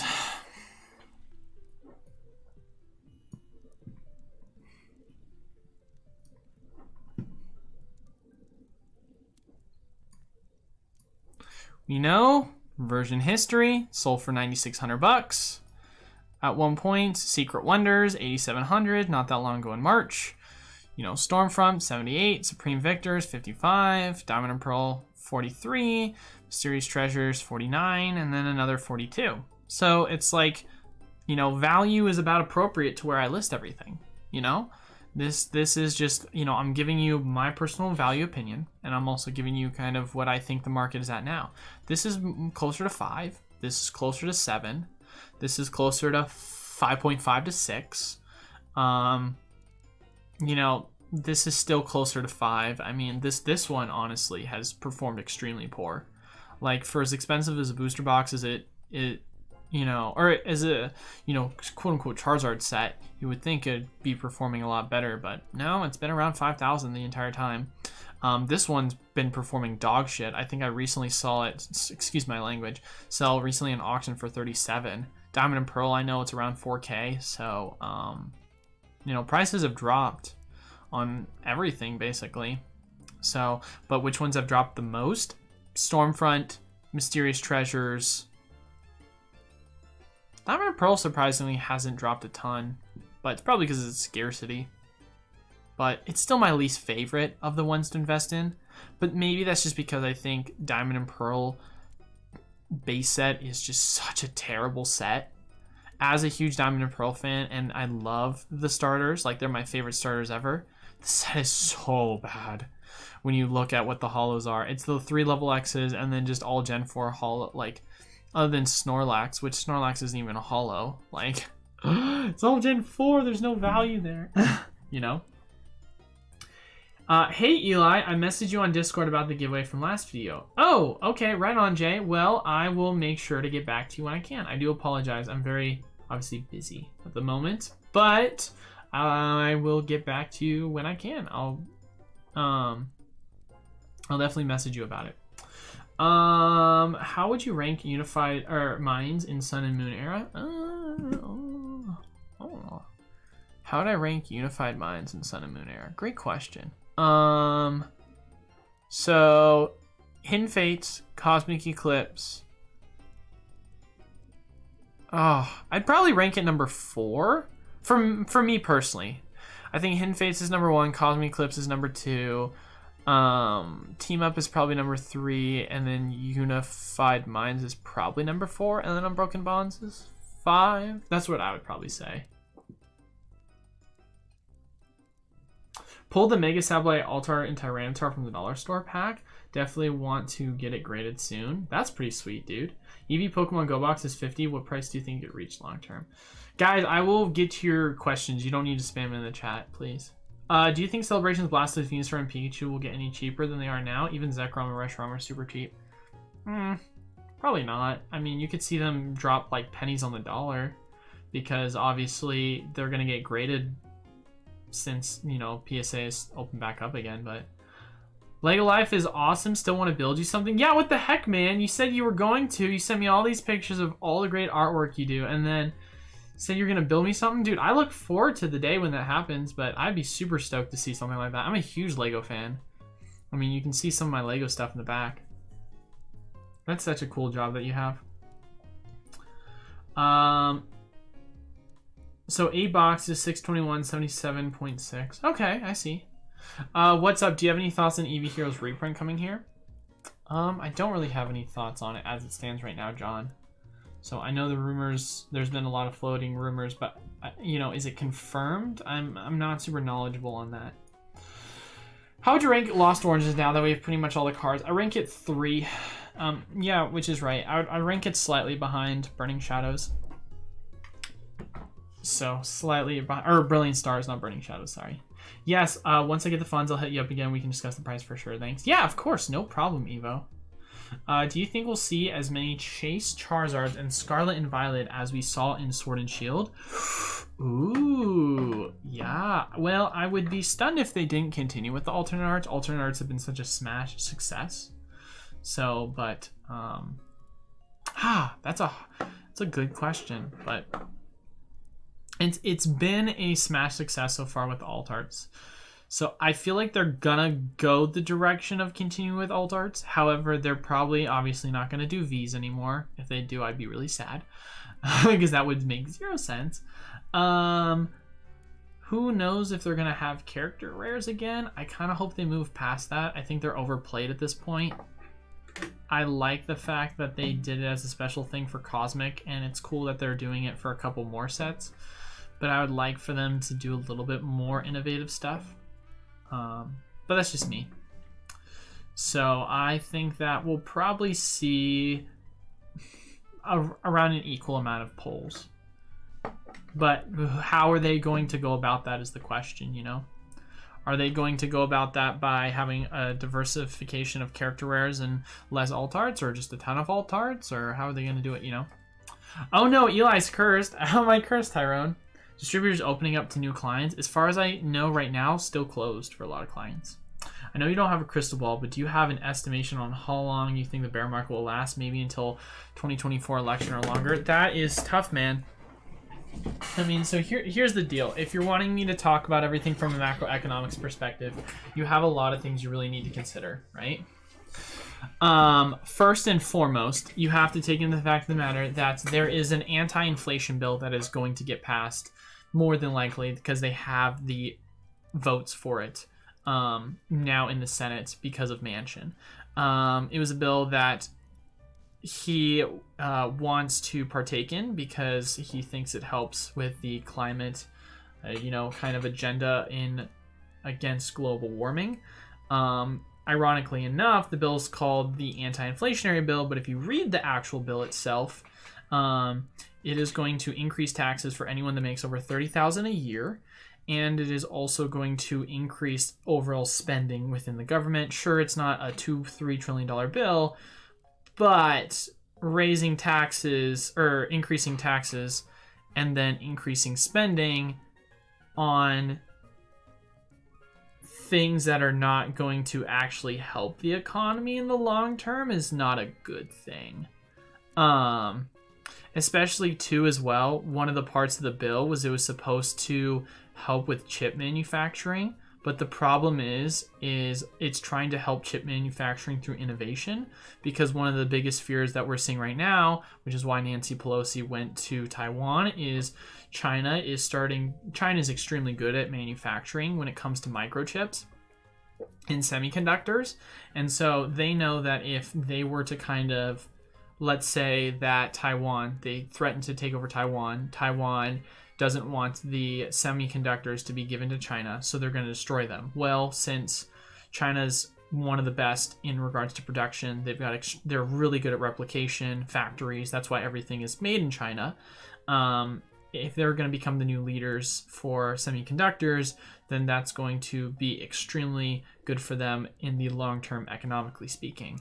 So the problem is with this new anti-inflationary bill, it doesn't help with production within the United States.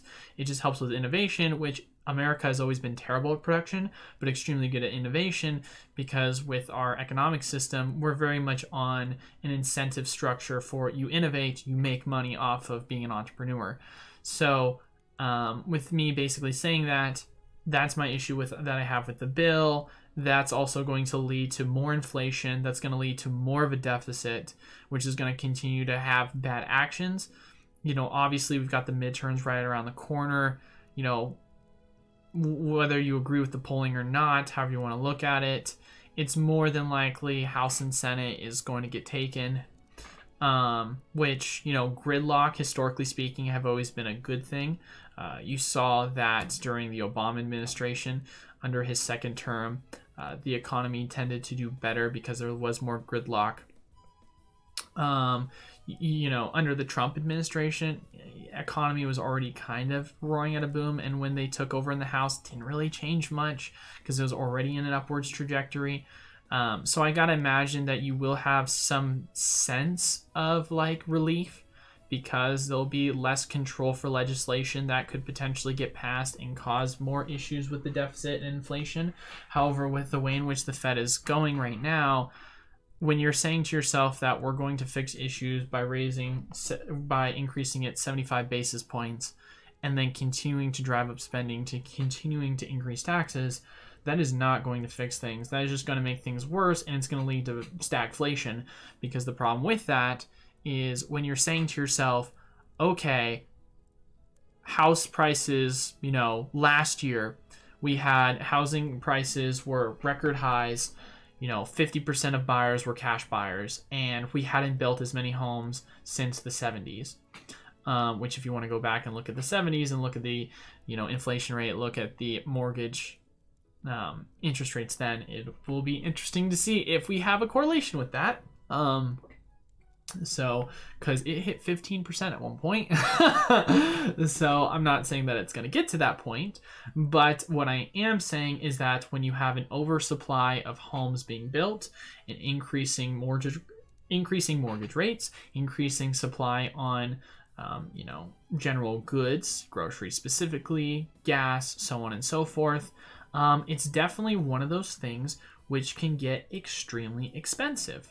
And because of that, we now have 50% less home cash buyers this year around. We're starting to see a stagnant kind of top in the real estate market. And so for that reason, all it's going to more than likely have happen is it's going to lead to not necessarily a crash, because this is not '08. This is a completely different situation. Although there are issues with, you know, government doing what government does best and American people doing what American people love doing best, which is repeating history.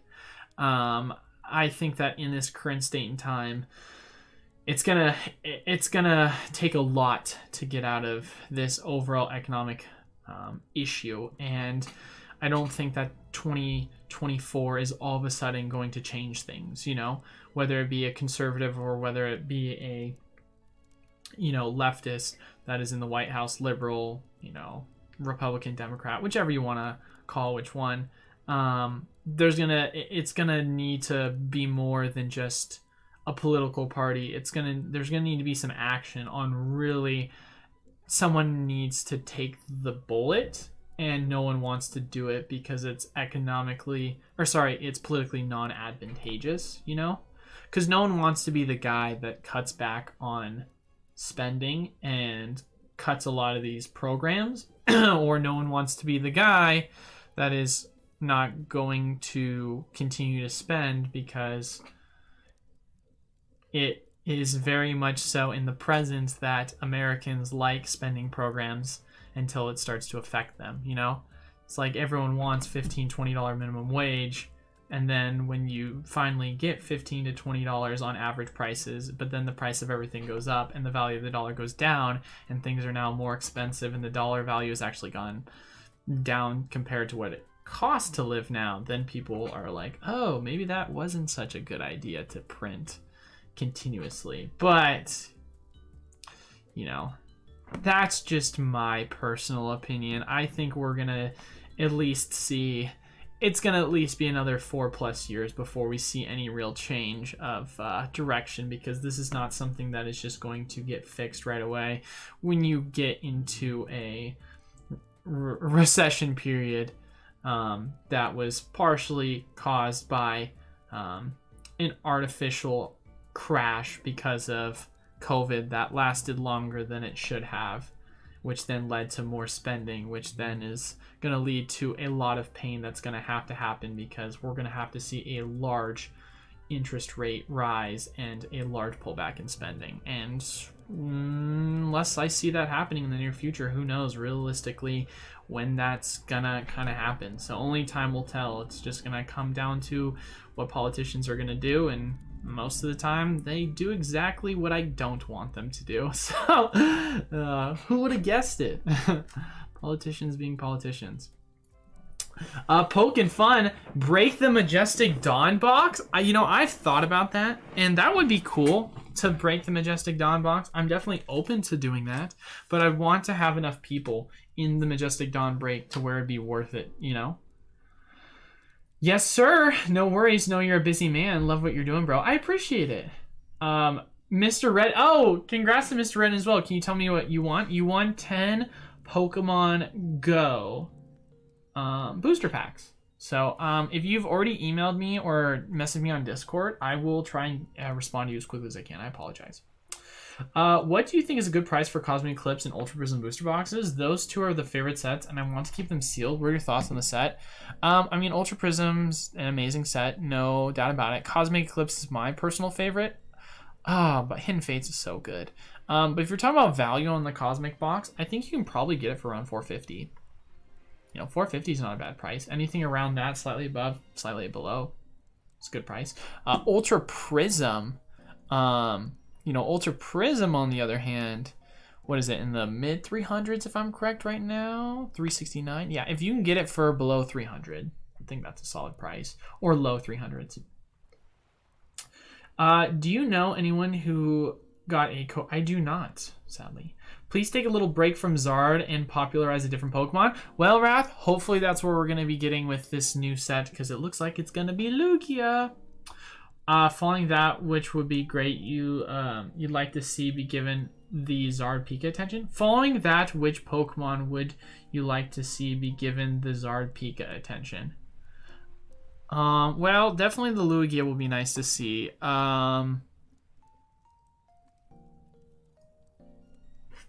It's been a while since we've had really a like, I don't know, actually, that's a lie.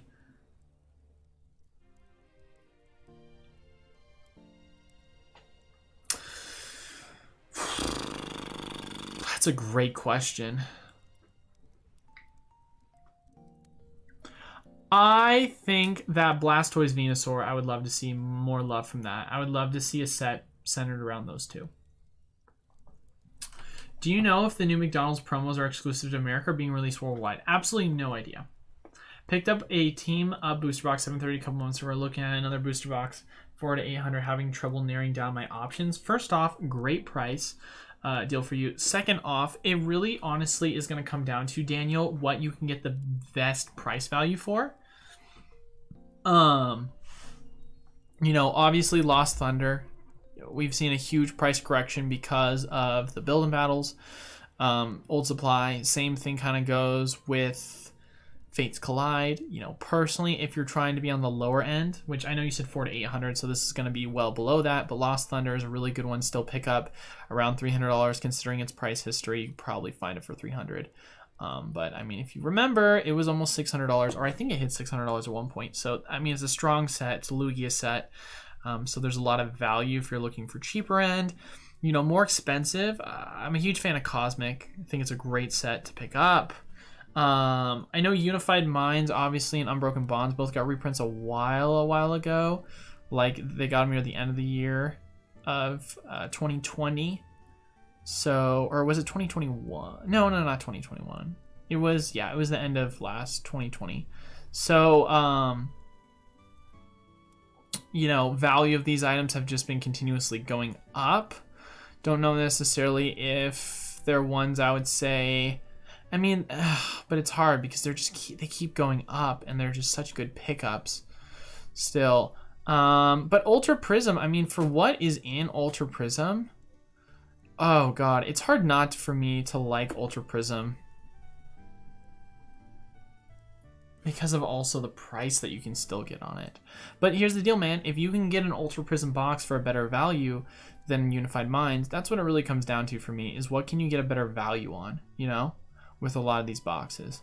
At the end of the day, what sets do I like the most? Cosmic, Unified, Unbroken, Lost Thunder, Celestial Storm, Ultra Prism. And that's kind of my favorites. And whichever one you can kind of get the best value on. Thank you for the detail to my response. Not financial advice, not a financial advisor. Seriously, dude.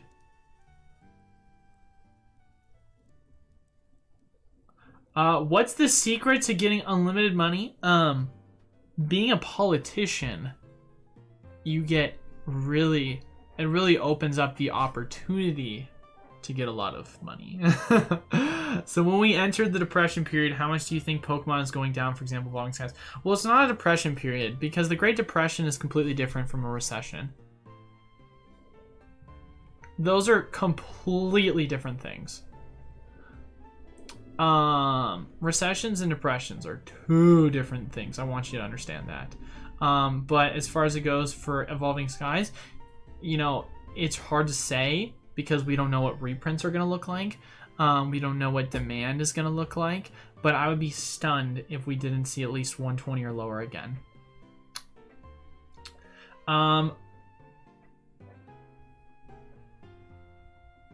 How do you rate buying it in Evolution's booster box to hold long term? Not a big fan of it, honestly, John. I think there's so many better opportunities, especially considering it's already seen such a large spike. I feel like there's more value elsewhere. They should do Thunderstorm, Blizzard, Tornado cards. What do you mean by that, Kevin Clear? What's your favorite card design in terms of rare? EX, Primes, Amazing Rares, Gold, Black, Rainbow, Alt Arts. Well, if you're talking about biasly speaking, because of nostalgia, I'm a huge fan of Level X cards. However, if you're talking about designs, you know, if we're not including Alt Arts, I'd probably say Legend cards. I love the design on Legend cards. I think they were absolutely gorgeous. It was Triumphant. I think this is one of my favorite ones, if I'm correct, from just an artistic design. You know, top, bottom, Cresselia, Darkrai. I think those were such cool concepts. I really absolutely love it. I know Hard Gold, Soul Silver, you know, Lugia, Ho-Oh, these ones were also very popular. Top, bottom, full-on cards. So I think those designs were extremely cool. Yeah, I love those art ones. No problem, Daniel. Still a good idea to invest in Celebration ETB / Premium Collection. Well, I'm not a fan of the Premium Collection, never have been from an investment perspective. Celebration ETBs, if you can get it for $60 or cheaper, it's not a bad price. China gonna make a car that blows everything away in the next 20 years? I mean, who knows, man? I think that right now we're very much ahead on, I think we're very much ahead in the auto industry. I think we have a lot more innovation. The thing about China is that, like I mentioned before, China versus America, China has far none been the lead innovator in the world in regards to technology advancement. China's extremely good at stealing a lot of our innovation and knocking it off and, you know, reproducing product. They've been extremely good at that. Especially too, as someone who, you know, I have a lot of friends who work closely with Chinese manufacturing companies. My parents have worked with Chinese manufacturing companies, or people that work with Chinese manufacturing companies. Their very much economic kind of system is, you know, centered around mass production and factories. That's where their kind of future is. They want to be the lead producers in the world. So in regards to them producing their own innovation in cars, I highly doubt they're going to be able to beat anything in Europe, let alone the United States, if we're talking about technological advancements in regards to like electric vehicles and so on and so forth. I mean, we've got Tesla to thank for that, what he's doing right now, technologically speaking, and a lot of other innovators in the United States. Good luck. Good luck with that. And so, not to mention too, China has a lot of problems that they're doing with, currently speaking.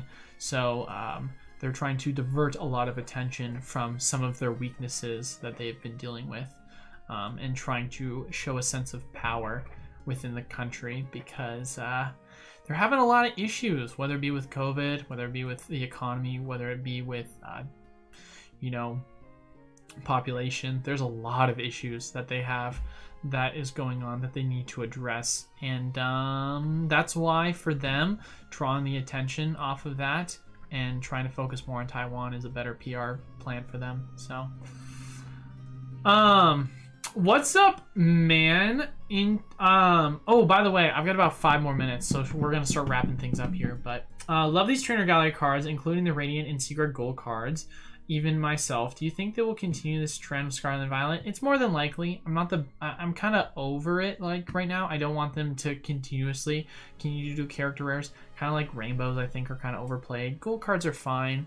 I would like to see more black and gold cards. I'm kind of done with the rainbows for sure, though. They've been doing that for a while now. I'm ready to move on. So, but character rares, I could see them totally doing it because they haven't done it for that long, but I don't know, maybe it's just me. Dude in crypto, I don't think Evolving Skies goes below 130. I would be stunned if it didn't go below at least 120. It's going to have a bigger reprint. This is such a tiny reprint, bro. Such a tiny reprint. There's going to be way more that's going to come. That's for sure. Didn't know about the Legends cards. Thanks for the sharing. Oh, gorgeous cards, dude. Gorgeous. What do you think about the Jolteon, Flare, and Vaporeon Premium Collection? I mean, I love them long term, but if you're trying to say, would I pick them up now? No, I think that for their current value, it's not a good pickup. I'd much rather pray on a reprint or get something else if they don't ever have a reprint. Is it true the latest reprint I only saw is going down to 125 and got absorbed 2 for quick and is now 160? So Blazer OP, the cheapest price that we saw with Evolving Skies was 120, and it's rebounded, you know, quite a bit, obviously. But there's expected to be more reprints within the next 1.5 to 2 years.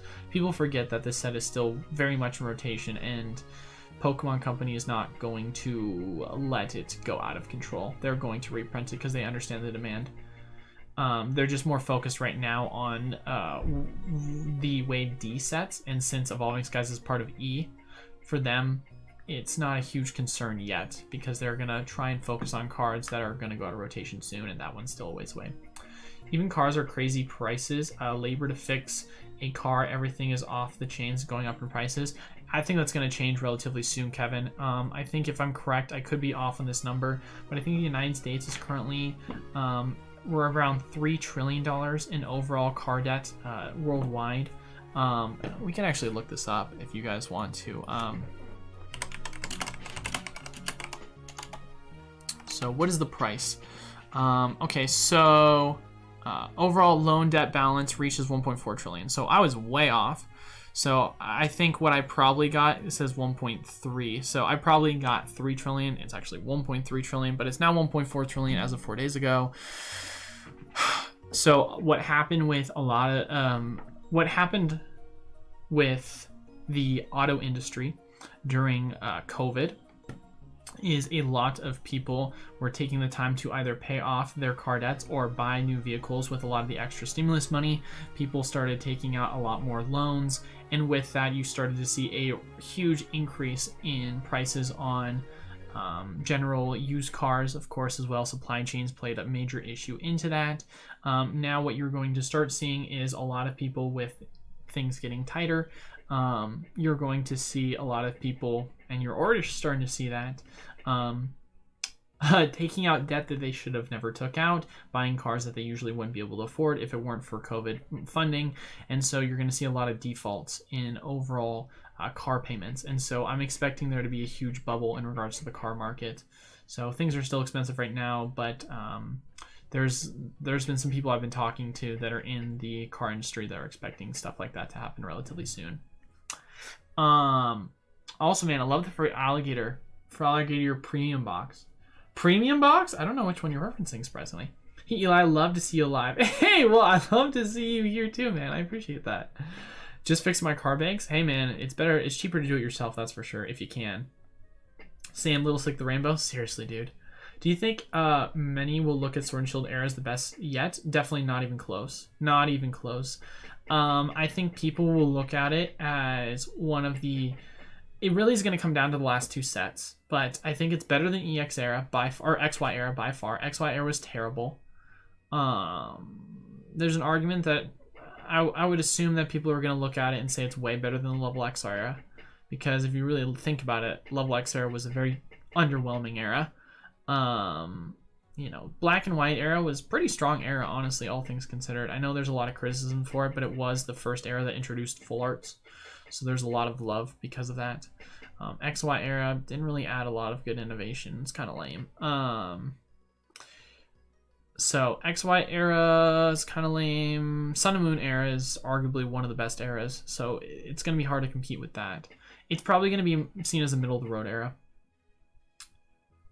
$1,200 to fix your brakes, eh? That's expensive, dude. Yeah, car parts right now are still ridiculously expensive. Paid $145 for Evolving Skies recently. Thoughts on price? I think you paid over, in my opinion. Heck, I had them on my site at $130, and it sat there for 2 days. So, you know, personally, and I know some places were selling for $120, $125 like a week ago. So I think you overpaid. You know, I don't want to be the bearer of bad news or like burst your bubble, but that's just my opinion. Why are ESs going up, if not down, even though it was reprint? Because it was a tiny reprint. This is not like a major reprint. We're going to get a major reprint later, more than likely. Wait, so do you think if the car market drops, we can see entry-level luxury car Shelby's go? Oh, that's a hard one to say because I'm not an expert on luxury cars, but I will tell you that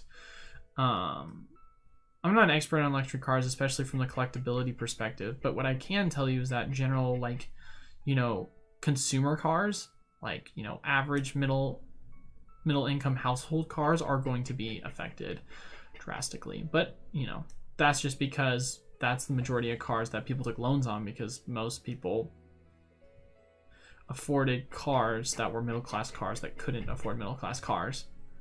Do you think Evolving Skies could be looked at as the best set ever? Definitely not looked at as the best set ever, but I could arguably see it as a top 5 or 10 set of all time. Definitely not the best set though. Thanks, man. I appreciate the Q&As, of course. But as far as it goes, guys, I'm already over the 5-minute mark. I really appreciate everyone stopping by. Please make sure to leave a like, comment down below before you head out, and be subscribed if you're not. But yeah, really appreciate all you guys' love and support of the channel. I can't thank you guys enough for coming by and doing this with me, but I wouldn't be here without you all. So